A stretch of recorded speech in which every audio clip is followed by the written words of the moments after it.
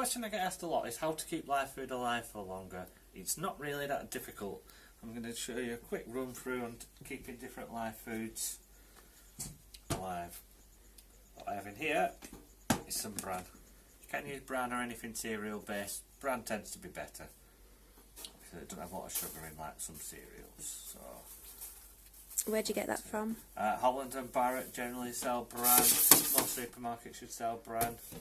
It literally is just wheat bran. You can get the grainier bran, but I find it works a bit better.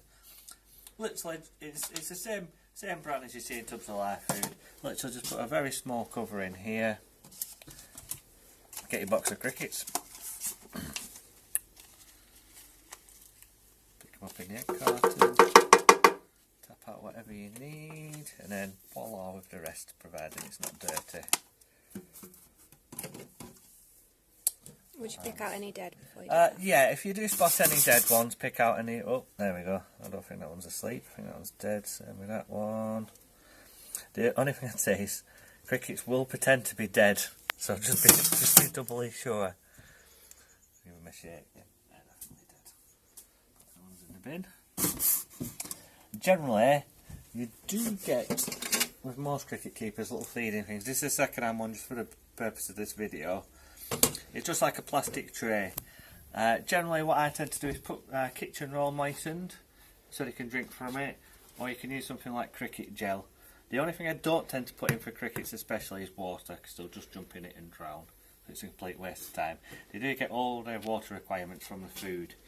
So if you put one tray with a piece of tissue in it, put your other tray, I've got something like chicory, put a piece in there. The lid on. Again, for the purpose of this video, you do normally get two little clips that will go over these holes to stop your crickets escaping. But basically, just leave them like that with your food and your water in. And the thing is, the crickets will climb up the tubes because it's dark. And you want to catch one. I don't think we'll have one quite yet. Let's pretend there's a cricket in there. Obviously, put your hand over. Generally you should be dusting most live food anyway, so have your dusting tub ready. Shake out into the dusting tub whatever crickets you need. And things like bearded dragons will generally pick them out. Don't tend to, I put rather a lot of calcium powder in here. You don't want a lot, you only need a very small amount. The cricket keepers, as the name states, will only work for crickets. Do not put locusts in because locusts will climb. You can use the same sort of technique with your locusts, just beware the locusts will jump a bit more. You don't need tubes, basically just a container very similar sort of size. You just have to pick them out, you have to be brave with those. Can you still feed them the same? Yeah, you can feed them exactly the same. For the purpose of this video we've got chicory, but you can use cabbage, anything with a bit of moisture to it, lettuce, cucumber, any bits of cereal moistened in a little dish should work fine. We've got Morios as well. They're probably the easiest one to box up. Again, there's no special device for picking these up other than tweezers or your fingers if you're braver.